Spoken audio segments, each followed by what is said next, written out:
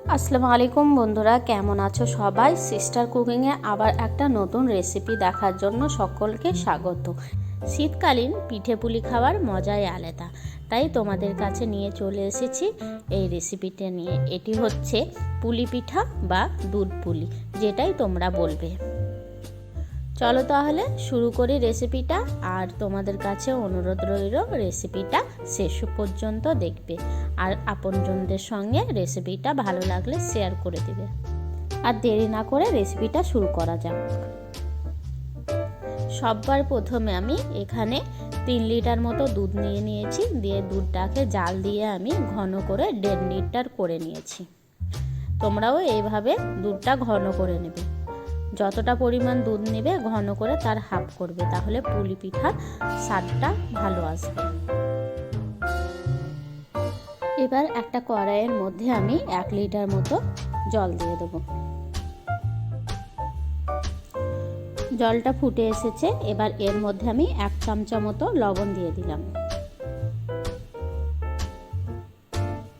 আর দিয়ে দেবো 3 কাপ মতো চালের গুঁড়ো। এই ফুটন্ত জলের মধ্যে আমি 2 কাপ মতো চালের গুঁড়ো দিয়ে দিলাম।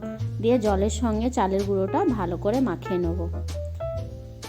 এইভাবে গোল গোল করে ঘুরিয়ে নিয়ে আমি একটা আটার মণ্ড তৈরি করব। একটু ধৈর্য সহকারে করবে বন্ধুরা। গ্যাসের ফ্লেম আমি লো রেখেছি। গ্যাস থেকে নামিয়ে নিয়ে আমি হাত দিয়ে ভালো করে এই আটাটাকে মালিশ দেবো। এবার সামান্য পরিমাণ হাতে জল নিয়ে এইভাবে মালিশ দেবো, তাহলে হাতের মধ্যে আটাটা লেগে যাবে না। মালিশ দেওয়া হয়ে গেছে। এবার এটাকে আমি একটা ভেজা রুমাল দিয়ে ঢেকে রেখে দেবো। পুলি পিঠার পুরটা চলো ততক্ষণে আমরা রেডি করি। এখানে আমি 250 গ্রাম চাছি নিয়ে নিয়েছি, আর 250 গ্রাম নিয়ে নিয়েছি খেজুরের ভেলি। দিয়ে এই দুটোকে আমি ভালো করে একসঙ্গে মিশিয়ে নেব। এইভাবে হাত দিয়ে ভালো করে চটকিয়ে মেখে নেবে। মাখানো আমার হয়ে গেছে, তাহলে গুড়ের সঙ্গে চাঁচিটা ভালোভাবে ঢুকে যাবে।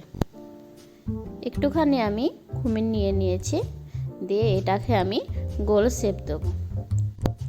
গোল শেপ আমার দেওয়া হয়ে গেছে। এবার এটাকে একটুখানি আমি বাটির মতো শেপ করে নেব। অবশ্যই এই সময় হাতে একটুকু চালের গুঁড়ো দিবেন, তাহলে হাতে লেগে যাবে না। এবারে এই বাটির মধ্যে চাঁচির পুরটা দিয়ে দিলাম। দিয়ে এইভাবে বাটির মুখটা আমরা বন্ধ করে দেব। হাত দিয়ে দিয়ে চিপে এভাবে বন্ধ করে দেব, তাহলে যখন দুধের মধ্যে দেবো তখন ফেটে বেরিয়ে আসবে না। সবগুলোকে এরকম শেপ দিয়ে আমরা করে নেব পিঠে। দেখো বন্ধুরা, আমার পিঠে তৈরি করা রেডি হয়ে গেছে।